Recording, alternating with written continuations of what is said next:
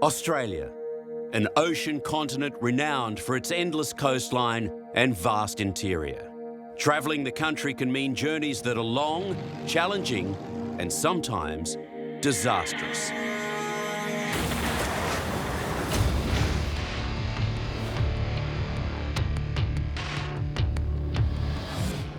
In this episode, disasters on the highways, the railways, and in the air. We're on fire. Just a warning, something is seriously wrong. Stories of catastrophe. I knew we were gone. And courage. It's come straight down on a carriage here. Most of the carriage is underneath the bridge here. How we got out, God only knows. As we witness the desperation, the heartache, And there's a little girl around the other side, she's dead. and the heroes on Savage Australia, Fatal Journeys. Of all the countries on Earth surrounded by sea, Australia is the largest. Its landmass is 50% greater than all of Europe combined. The harbour city of Sydney is a 16,000 kilometre flight away from Europe. Almost 3,000 kilometres from Uluru in the heartland, and over 1,000 kilometres away from the Great Barrier Reef. These distances mean a massive transport network, over 820,000 kilometres of road, black ribbons of seemingly endless highway, and dusty dirt tracks that crisscross the land.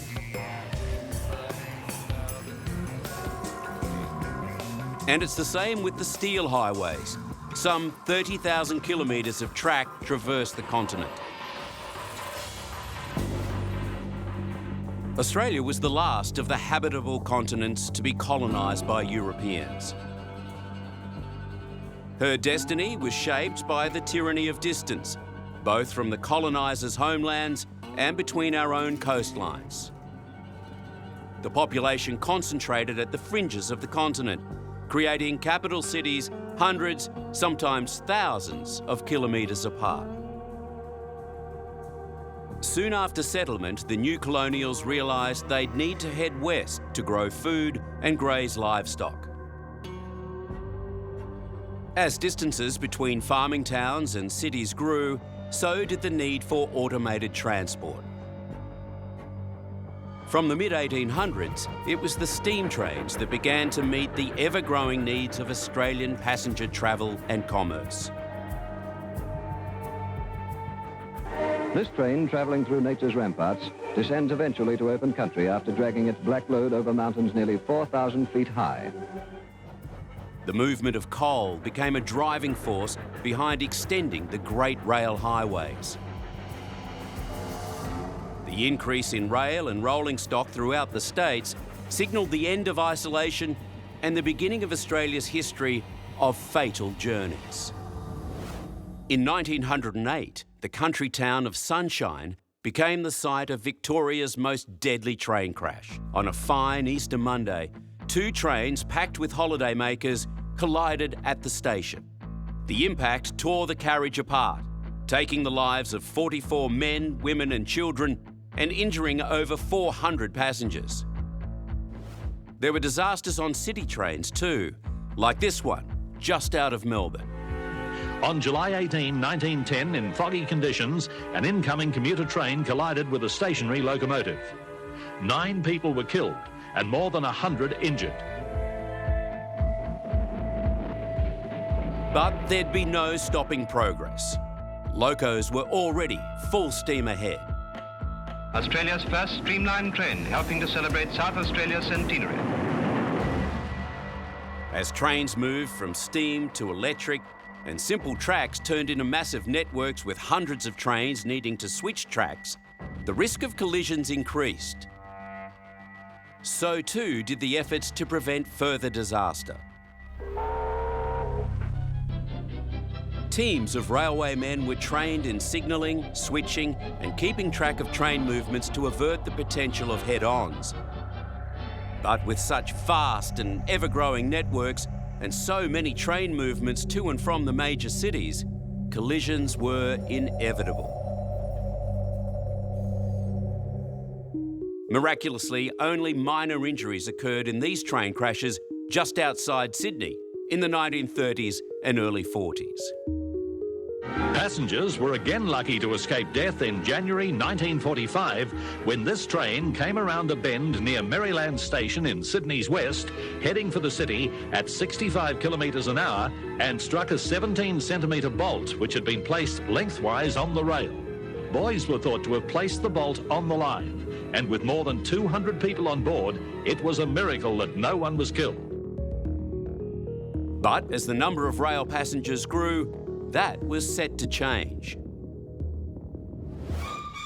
The Southern Aurora's journey from Melbourne to Sydney in 1962 was heralded as a new era in train travel.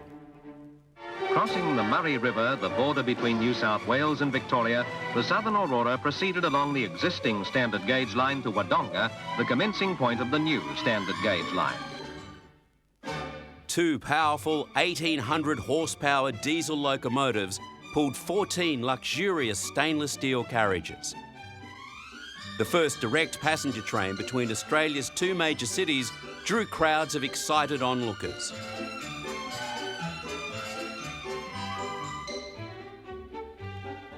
The scenic journey of almost 1,000 kilometres took passengers through stunning and isolated countryside.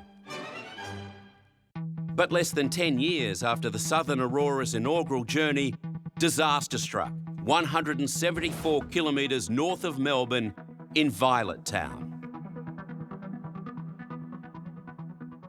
Just after 7 a.m. on the 7th of February 1969, the Southern Aurora crashed head-on with a fast freight train at an estimated speed of some 172 kilometres per hour. 8 of the Southern Aurora's 14 cars were derailed, 9 people were killed, and more than 50 injured. Unfortunately, there were many others that were just not as fortunate as us. The toll could have been much higher. Shortly after the crash, fire swept through the carriages. Many of the 600 residents of Violet Town rushed to the scene of the devastation, using any means they could to help the rescue mission. It would later be revealed that the driver of the Aurora suffered a heart attack, missing the signal to move on to a loop track and leaving the train speeding on a collision course. A terrible tragedy, but dwarfed by what was to come.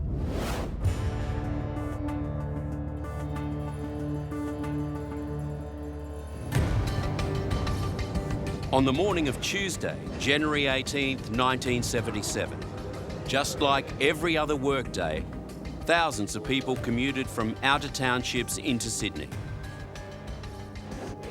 Passengers on the 6:09 a.m. commuter train from the Blue Mountains, 100 kilometres west of Sydney, expected to reach the city just after 8:30 a.m.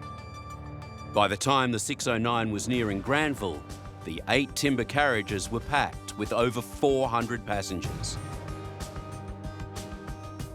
But at 8:10 a.m, as the train, travelling at 75 kilometres an hour, took a left-hand curve towards the station,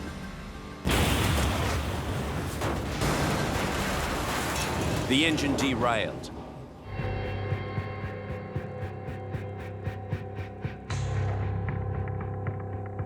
The train collided with one of 2 stanchions holding up the concrete bridge above. Within seconds, the bridge crashed down onto the carriages below. The aftermath was one of absolute horror. There's just bodies everywhere. Everywhere. I thought it was just the carriage under the bridge at first, but then I had a look on the other side of the bridge at the locomotive's on its side, and one carriage, all you can see is the floor of it. It's on its side. It had the top ripped off it. It appears that the back end of our carriage hit the remaining part of the staunch, bringing the bridge down, which happened 5 seconds. It's very hard to estimate time. It's just a gap of time. It's come straight down on a carriage here. Most of the carriages underneath the bridge here. The derailed first carriage, with 73 passengers on board, had been torn apart by a power pole. She started to rock and then she went over and the front carriage split apart like a sardine tin. How we got out, God only knows. Miraculously, The derailed second carriage remained upright, with all its occupants surviving. But for the passengers trapped beneath the bridge in carriages 3 and 4, there appeared to be little hope. It would become one of Australia's longest rescue and recovery operations ever. It was undertaken by teams of emergency workers, doctors, nurses, police officers, firefighters, railway workers and civilians, all who rushed to help.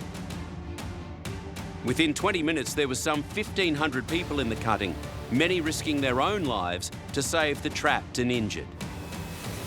I was trapped under the bridge for the very end part of the bridge for about 2.5 hours.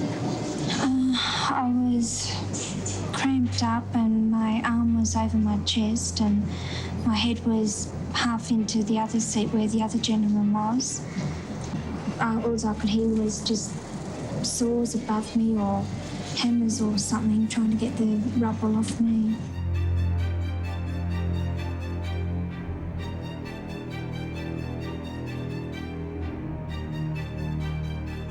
The general public watched on in disbelief, wondering how such a massive tragedy could occur in a major metropolitan station. Panicked relatives desperately tried to find their missing loved ones. Can I go and see? What makes you think there's somebody in there? Well, it's the 8 o'clock train from Parramatta. Yeah. She always gets that train. Who's that? Jenny. Your daughter? Yes, and she hasn't arrived at work. Can't go down there.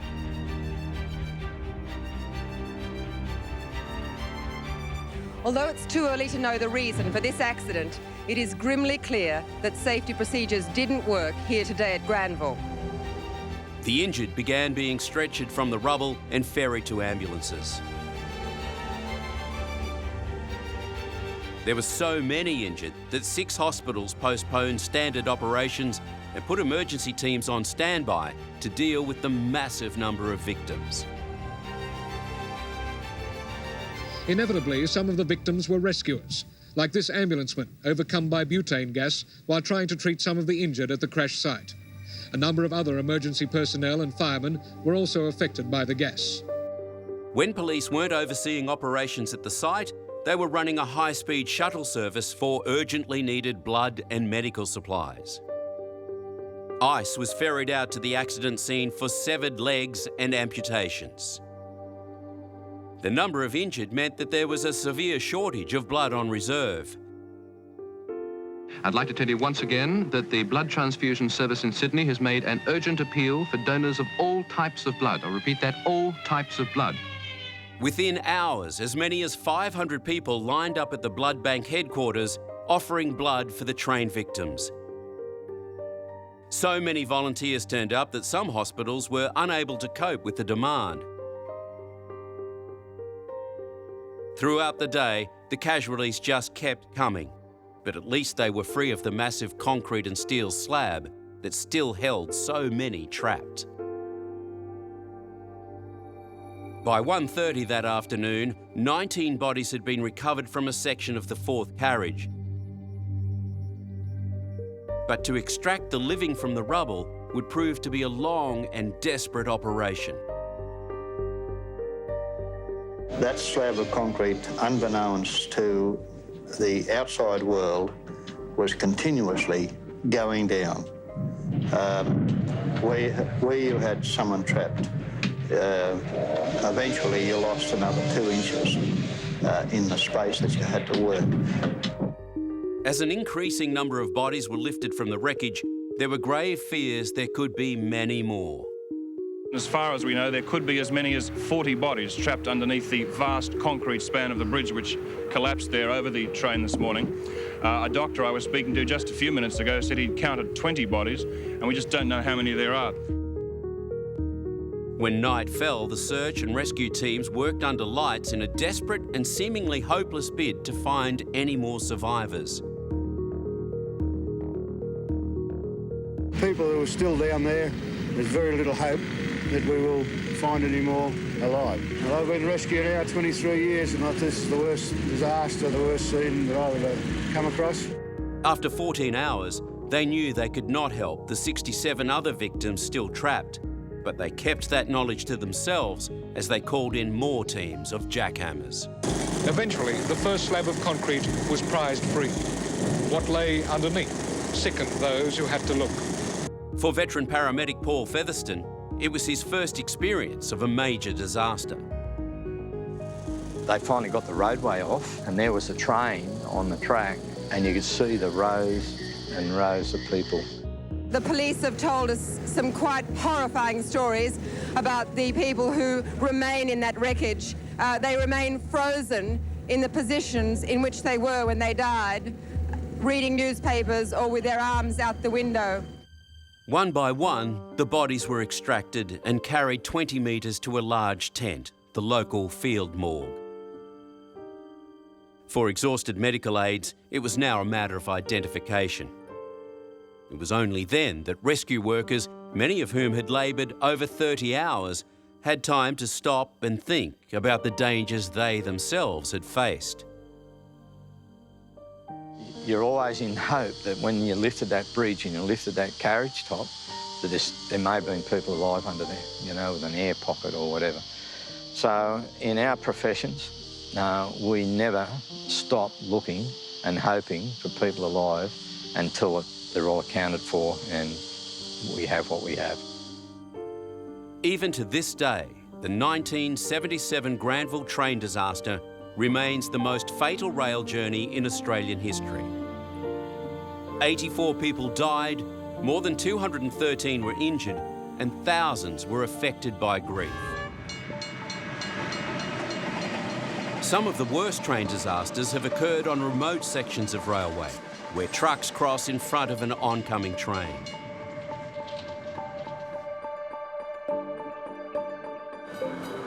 There are over 23,000 sites where rail and road intersect. Every one of them poses a deadly risk.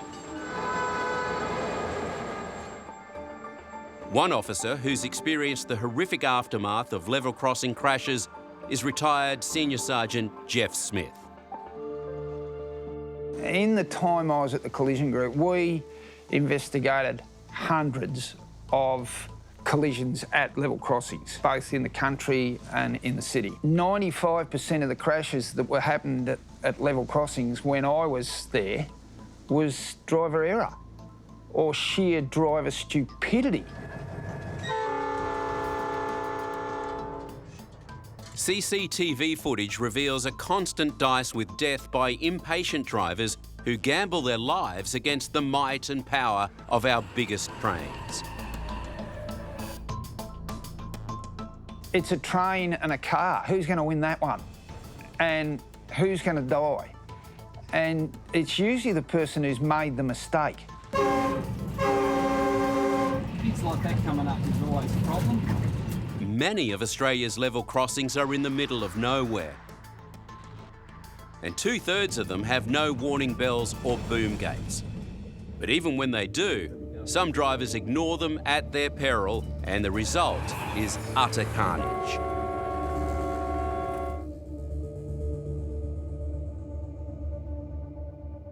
In May 2006, a truck driver died when his vehicle, loaded with 30 tonnes of citrus pulp, collided with a massive freight train near the Victorian town of Lismore.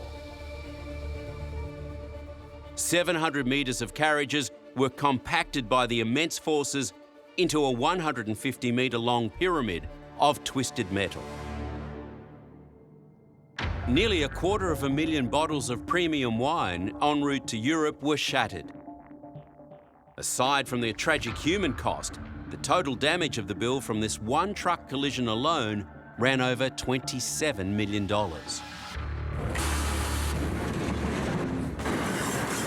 When a driver hits the emergency brake on a 1.5 kilometre freight train travelling at 100 kilometres an hour, it can take almost 2 kilometres for the train to stop.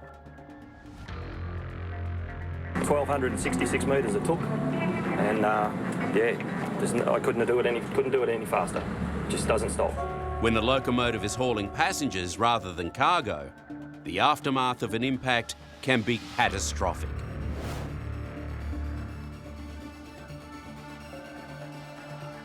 In 2007, near the remote town of Kerrang in central Victoria, a truck and train collision resulted in the most horrific rail disaster since Granville. I was at the collision group for 17 years, and in terms of just absolute carnage, that was the worst job I've ever seen, and nothing comes near it. The front of the semi-trailer was squashed flat, its cargo strewn around the scene, but the damage to the train and its passengers was far more confronting.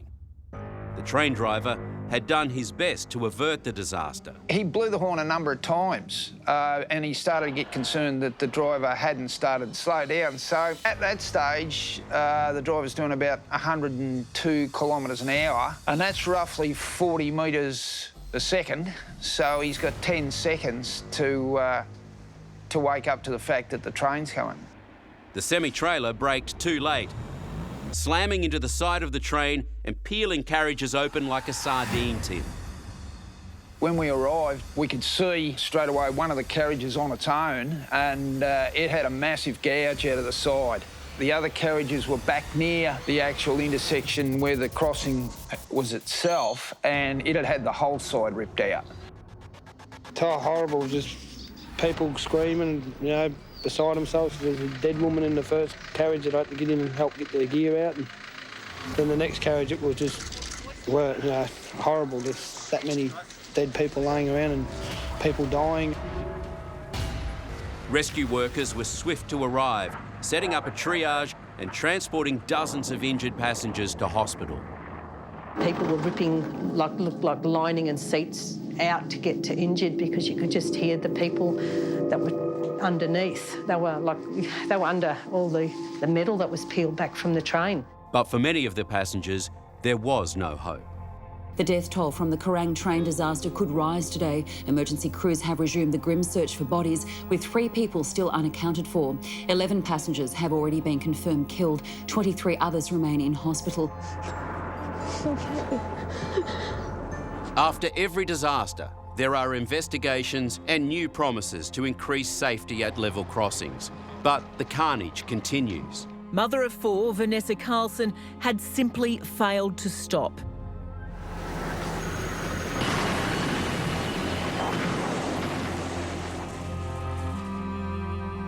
In recent history, more than 100 incidents a year have occurred in country Victoria alone.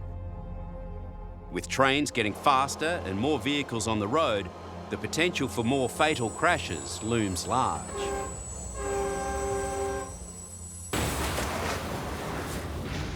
There are now over 400,000 trucks on Australian roads.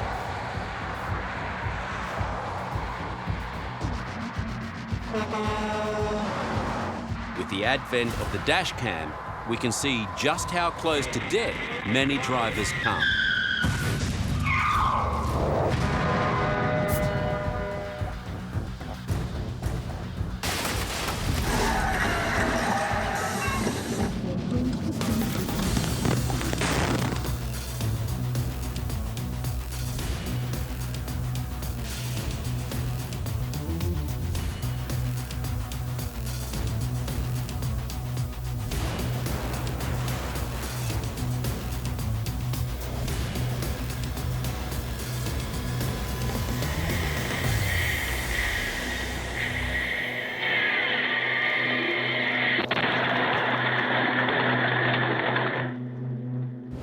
But some defy all the odds.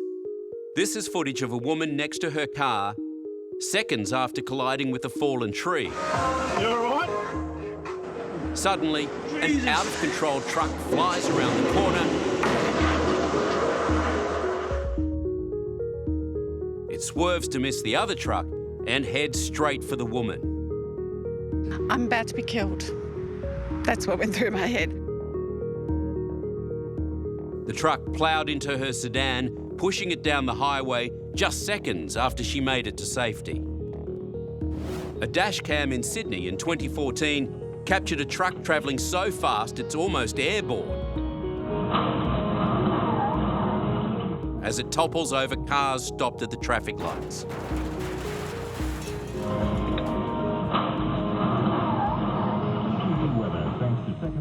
As the lights change, a pedestrian rushes across the road to help.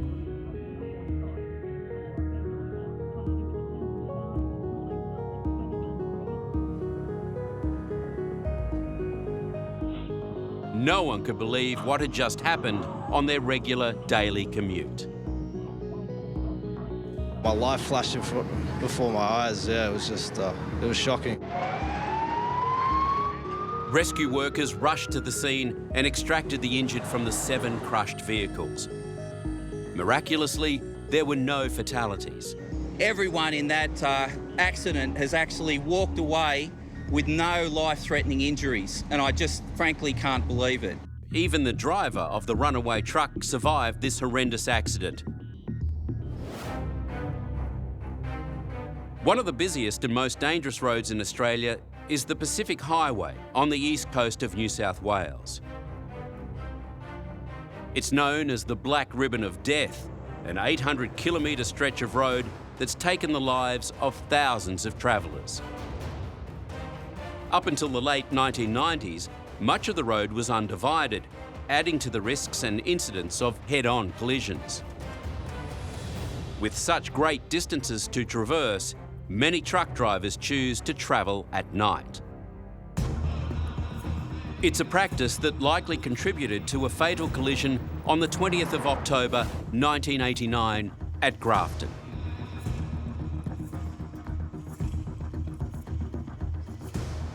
The nightmare locals had been predicting for years came at 4 a.m. on a straight stretch of the Pacific Highway. It's believed the semi-trailer veered to the wrong side of the road, side-swiping the tourist bus and flipping it onto its side. The collision left bodies and debris strewn over half a kilometre. We'll lift this bus and see if we can find any more. The truck driver died instantly. So did 18 passengers who were torn from their seats when the semi ripped open the coach's right side. As police set up a roadside morgue, rescuers worked desperately to free the injured, many of them children.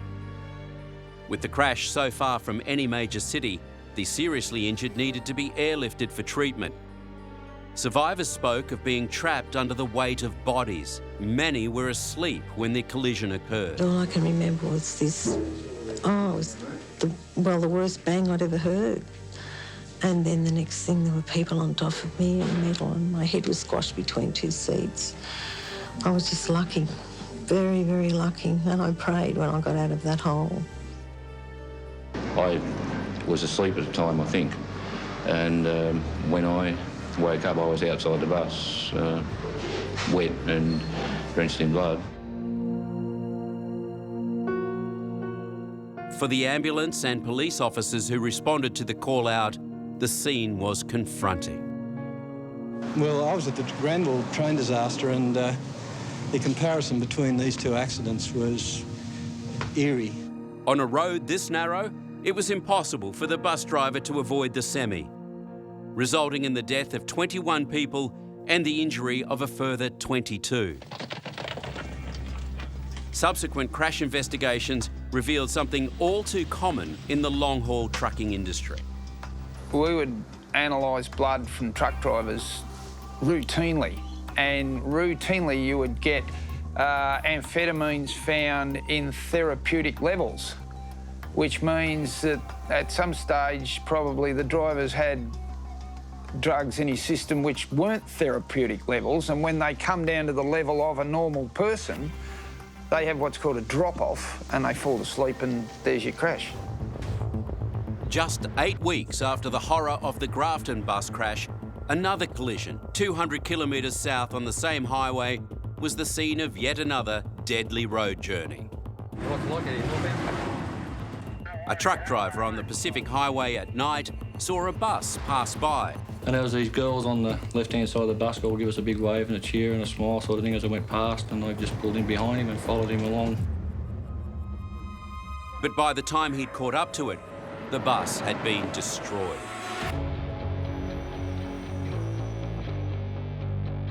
So soon after the horror of Grafton, an even worse road disaster seemed incomprehensible. At 3:30 a.m, just 3 days before Christmas, 2 coaches had slammed head-on at Clybucker Flat near Kempsey. So severe was the collision, one bus speared through the front of the other. Rescuers found bodies littered through the wreckage. The debris of seats, people and hand luggage was from the floor to the ceiling. Priority was given to tending the survivors. Many of them were trapped and pleading for help.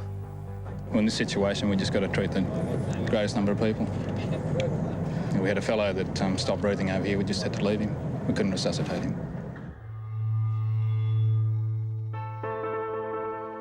The two buses bound for Sydney and Brisbane were packed with Christmas holiday makers.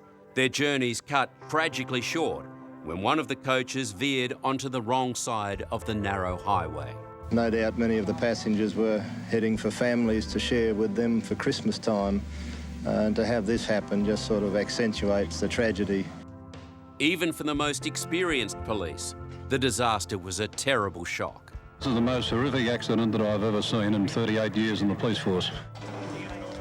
By the time they dragged the coaches apart, the death toll had reached 35, with a further 41 injured. The only upside in the face of such a huge loss of life were demands to have Australian coaches fitted with seatbelts to help avoid other massive tragedies. But it would be years before those laws were implemented. In 1994, Boondall, an outer suburb of Brisbane, was the site of Queensland's deadliest bus crash.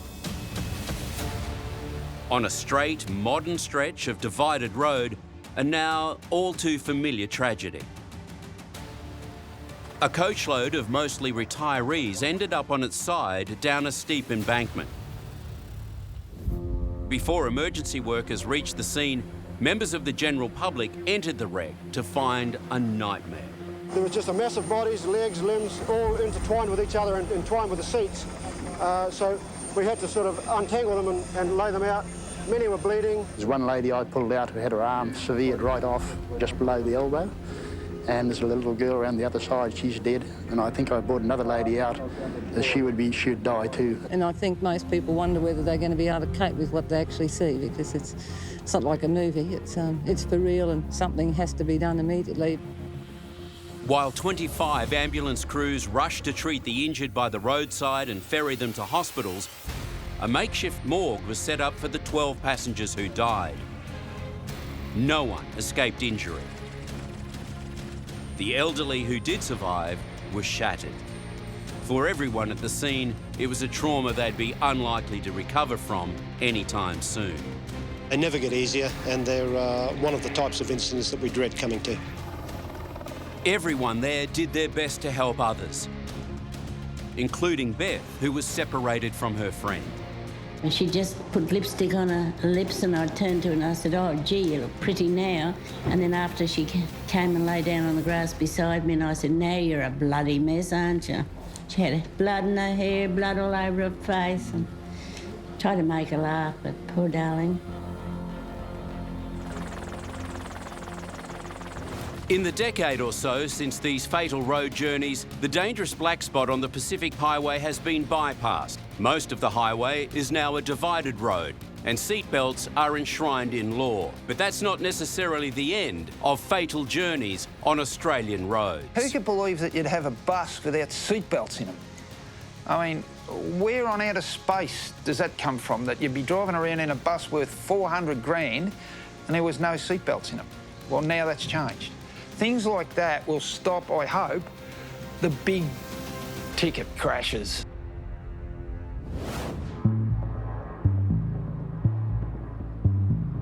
Air travel is an essential reality for most of the population. And international flights to Australia can be some of the longest in the world. Here we come.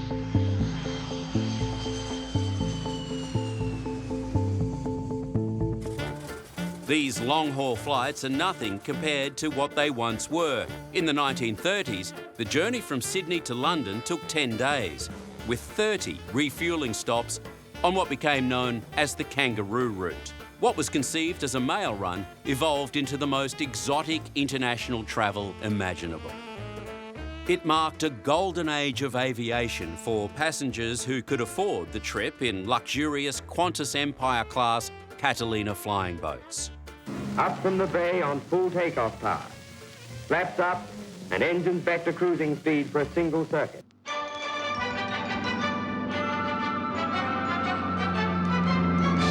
But with the outbreak of World War II in 1939, the Australian government put the flying boats into service with the Royal Australian Air Force.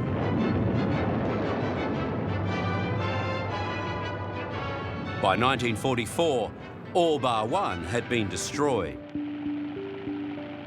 Since the very early days, there have been many journeys by air that have ended in tragedy. As it attempted to land on that runway, apparently it crashed. In the years between 2005 and 2014, 254 aircraft have been involved in fatal journeys, with 374 deaths. One side of the popular shopping centre was torn open, intense flame, fuelled by aviation gas. The plane's tanks would have been full. The newest addition to Australia's commercial airlines, the Fokker Friendship Able Tasman. But it was in the 1960s when a Fokker Friendship went down, creating the country's worst commercial disaster. A TAA flight smashed into the sea at Mackay. It disappeared into the ocean along with all 29 on board. Mackay today is a city in mourning. The cause remains a mystery 56 years later. In another commercial air tragedy, a Transair flight that took off from far north Queensland in 2007 failed to reach its destination of Lockhart River.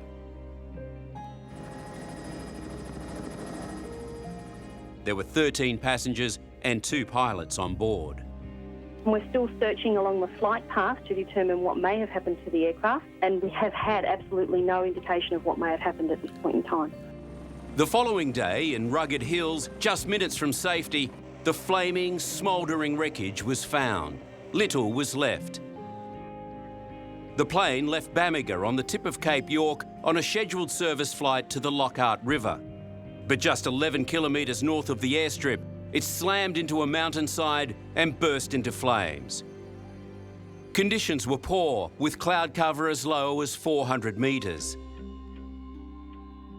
They missed clearing the top of the mountain by 100 metres. All 15 people on board, including the 40-year-old captain, perished. As the decades rolled by, commercial planes became bigger, faster and safer. But even one of the world's safest airlines has had its incidents. We're on fire. In 2008, a huge hole was blown in the side of a Qantas jumbo when an oxygen cylinder exploded mid-air. The paramedics and ambulance people into the aircraft. That major incident was followed by another 3 months later. 100 passengers suffered injuries when a computer fault caused an Airbus A330 to nosedive more than 300 metres. An emergency landing was made in Western Australia, but worse was still to come. On the 4th of November 2010, another Qantas Airbus A380 carrying 469 passengers suffered an incredible 60 system failures. The captain, Richard de Crespigny, was a 25-year veteran of Qantas. Before that, he was a pilot in the Air Force. For him, what happened in 2010 was a once-in-a-lifetime event. I don't think an Airbus aircraft has ever been challenged as much as this has. I think a Rolls-Royce engine's never failed so spectacularly. Master warning, something is seriously wrong. We heard a bang and we just passed off turbulence. Only 5 seconds later, we heard a louder bang, almost like a bomb sound. And then we saw smoke almost directly onto the left wing. Slightly more stressful when the piece of wing at the front flew back across the top of the wing, back behind the plane. And I had an elderly couple beside me that I couldn't really say, hey, you should have seen that, that's not good. QF-32 was only minutes into its flight out of Singapore, and unknown to anyone, there was a small oil leak in engine number 2. In the super-hot engine, the oil ignited. Within seconds, one of the 160-kilo turbine discs exploded at incredibly high speed. 2 pieces smashed through the wing, severing the plane's controls, while a third did the same underneath the plane. Engine number 2, overheat and failure. Engines 1 and 4 degraded 2 levels in thrust. Electrically, the left-hand side of the aircraft was dead. We lost 50% of the hydraulic systems. The brakes underneath the wings were reduced to 30% braking efficiency, and anti-skid was inoperative. Fuel system, 3 tanks out of 11 functioned. No transfer system was available. No jettison system was available. We had multiple holes in the wing, which disrupted the airflow over the wing and caused the stall speed to increase. Modern aircraft automatically send data to the engineers on the ground in real time, so the drama in the sky was frantically being tracked back in Sydney. There's a hole in the wing, there's fuel gushing out of the wing, and the engine is in a bad state. Despite all this chaos in the cockpit, the captain was unbelievably calm. I do apologise. I'm sure you are aware we have a technical issue with our number 2 engine. We have dealt with the situation at the moment. The aircraft is secure at this stage, and as we progress with this, we'll keep you informed. At this stage, everything is secure. The aircraft is flying safely, and we'll get back to you very shortly with further information. Thank you for your patience. As more checks came up, you started to question, how many systems will I have left? Has a whole aircraft failed? 20 Centre, we have emergency services on standby. Qantas 32, we were required to hold for at least another 30 minutes before making an approach. Qantas 32, roger, you are priority traffic. Report ready for the approach. I'm sure you are aware we're not proceeding to Sydney at this stage. We're making our left turn now to track back towards Singapore. We're going to have to hold for some time whilst we do lighten our load by dumping some fuel and a number of checklists we have to perform.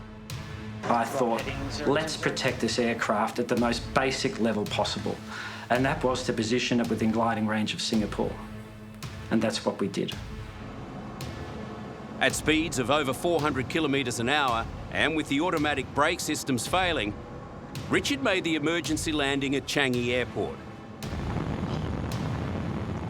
And we're onto the ground. He had to use manual foot brakes to stop the aircraft. But the drama was far from over. Fuel was leaking onto the tarmac. Passengers were kept on board while the plane was hosed down and electricals disconnected. When we landed, we were kind of kept in the plane for an extra hour and a half, so we were kind of stuck in the sweltering heat, and there were kids crying, and, you know, I was getting like a sauna there. Miraculously, not a single person on the ground or in the air suffered a serious injury. Cheers. Passengers toasted the skills of the captain and crew. Could have been catastrophic. We could have been not talking today. I was proud to be in command of that aircraft. Australia's commercial airlines remain among the safest in the world. And in recent years, her rail and road systems have become more sophisticated. There's been a huge push to make all highways dual carriageways. The roads are in a very unforgiving environment. As they duplicate more roads and improve the roads, you've got to get on to educating the drivers, both the heavy vehicle drivers and the guys who just drive the motor cars with their families, and it just gets harder as there gets to be more on the road. And while train travel may become safer as the first driverless trains are brought into the metro lines, the fact remains that there are tens of thousands of kilometres of track for governments to maintain, while safety systems can be easily affected by human error. You're always going to have the situation like Kerrang, where humans will be humans. And generally, when humans are being humans, it's never a great thing.